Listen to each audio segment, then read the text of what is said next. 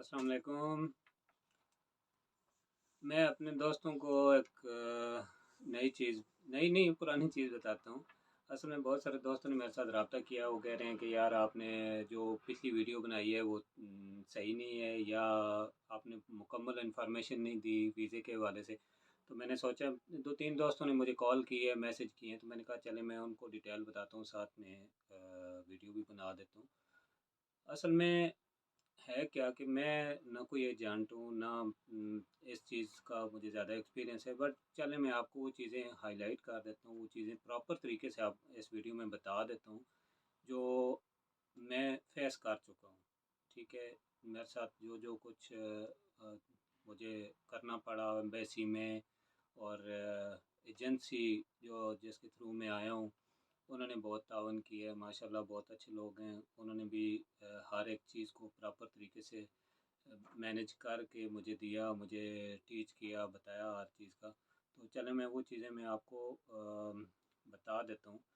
तो जो लोग परमिट ले चुके हैं, या जिन्होंने अभी कांटेक्ट किया है किसी भी एजेंसी से, तो हर किसी का अपना अपना तरीक़ाकार है। एजेंसी वालों की अपनी अपनी नॉलेज के हिसाब से भी होता है। वैसे जो बेसिक चीज़ें मैं आपको बता देता हूँ। मैं अपना बताता हूँ कि मैंने लाहौर से अप्लाई किया था। लाहौर में एजेंसी है, बहुत अच्छे लोग हैं। मैं आप लोगों को उनका कॉन्टैक्ट नंबर या जिसको चाहिए होगा बता दूँगा।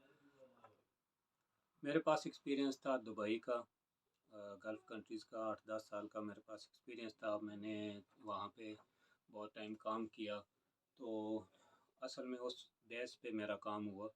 मैंने अपने एक्सपीरियंस लेटर, अपने सारे वीज़े, अपने जितनी भी ट्रैवल हिस्ट्री थी वो उनको दिखाई।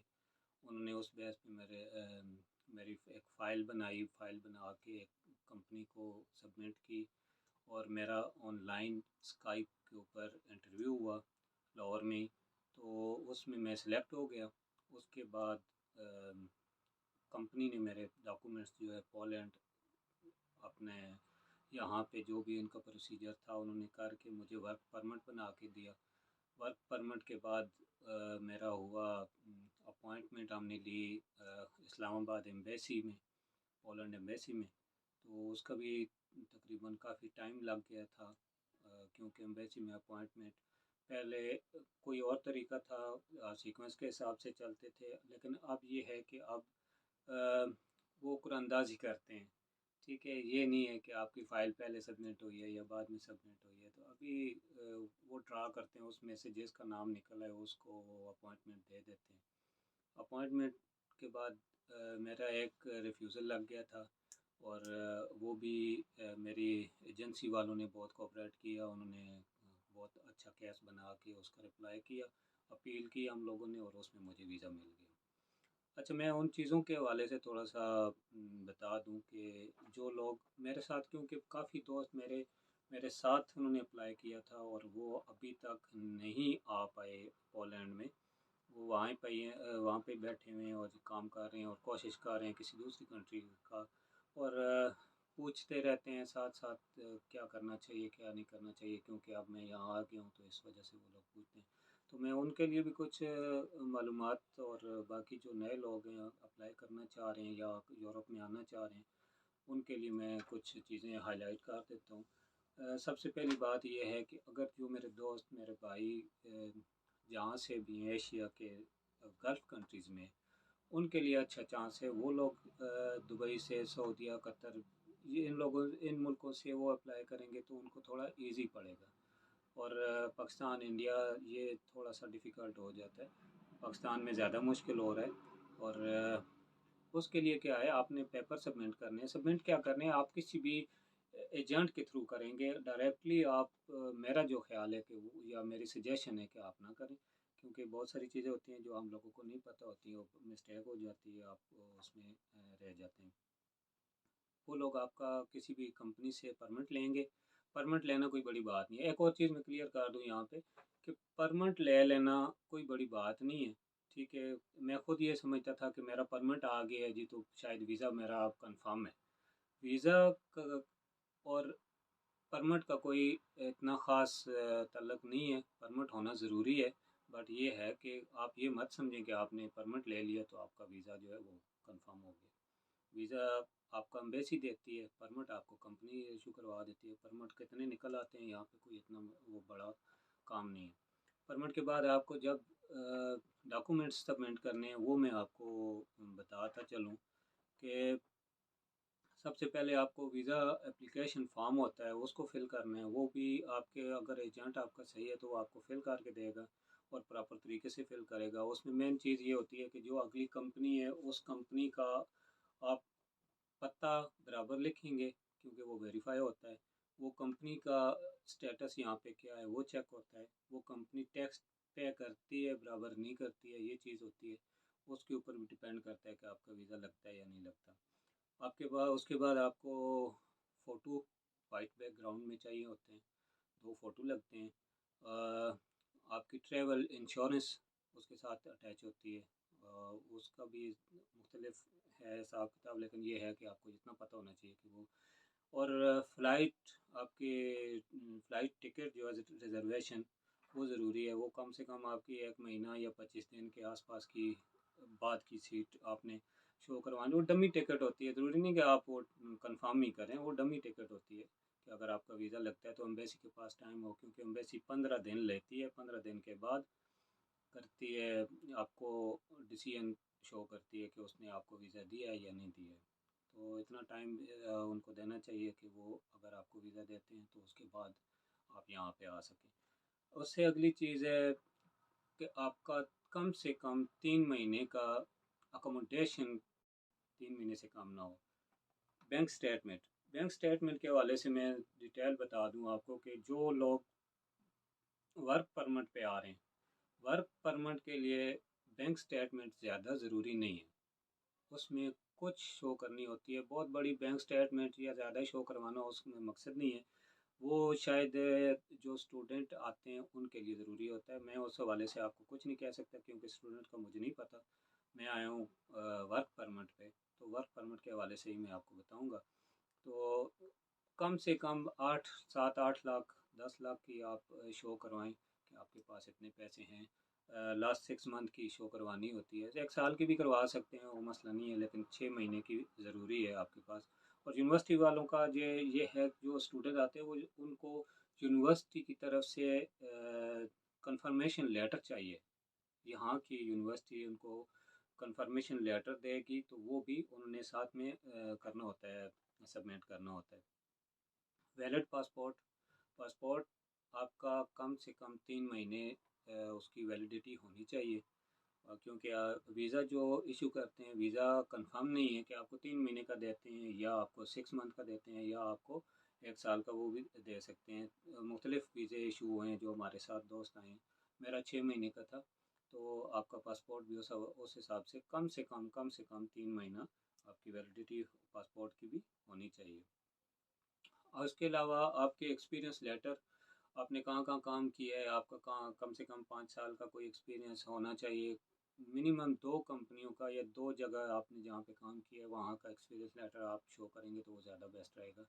زیادہ ہیں تو اور اچھی بات ہے، نہیں تو یہ آپ کو شو کروانا پڑے گا۔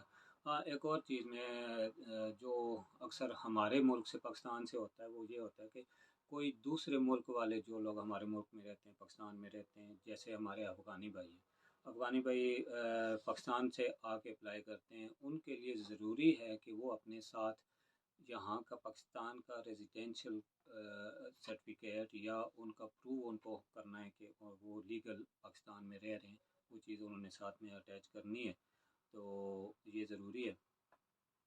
پولیس ویریفیکیشن سرٹیفکیٹ آپ کو وہ چاہیے، وہ بھی 6 مہینے کا بنا کے دیتے ہیں۔ آپ اپنے قریبی کسی بھی 1-5 سے جا کے اپنا لیٹر کلینس لیٹر لے سکتے ہیں۔ آپ کسی واردات میں کسی بھی ایسی چیز میں ملوث نہیں ہے، یہ چیز شو کرنی ہوتی ہے، وہ بھی آن لائن ہوتا ہے، اور آپ کو اس کا ایک وہ پرنٹ بھی دے دیتے ہیں، وہ بھی 6 مہینے کی ڈیٹ ہوتی ہے، بٹ وہ آپ نے شو کرنا ہے۔ اس سے آگے ایف آر سی آپ نے شو کرنی ہے۔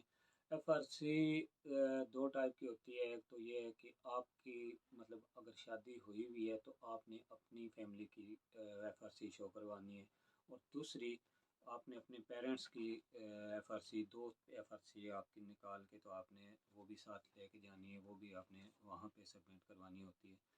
تیسری چیز جو بہت ضروری ہے، آپ کو ہمارے دوست کافی یہ غلطیاں کر چکے ہیں،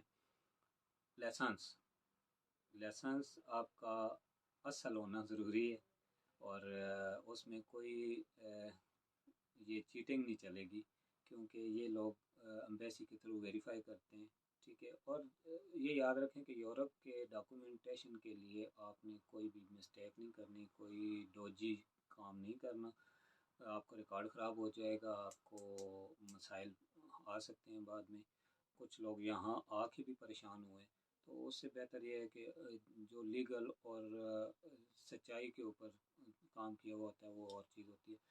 آپ نے کرنا ہے اپنا لائسنس جو ہیوی ہے، کیونکہ ہیوی کی ڈیمانڈ یہاں پہ زیادہ ہے، ٹریلر ڈرائیور کی بہت زیادہ ڈیمانڈ ہے، بہت زیادہ ویکنسیز ہیں، اور یہ لوگ ہر دوسری کمپنی لے لیتی ہے آسانی سے۔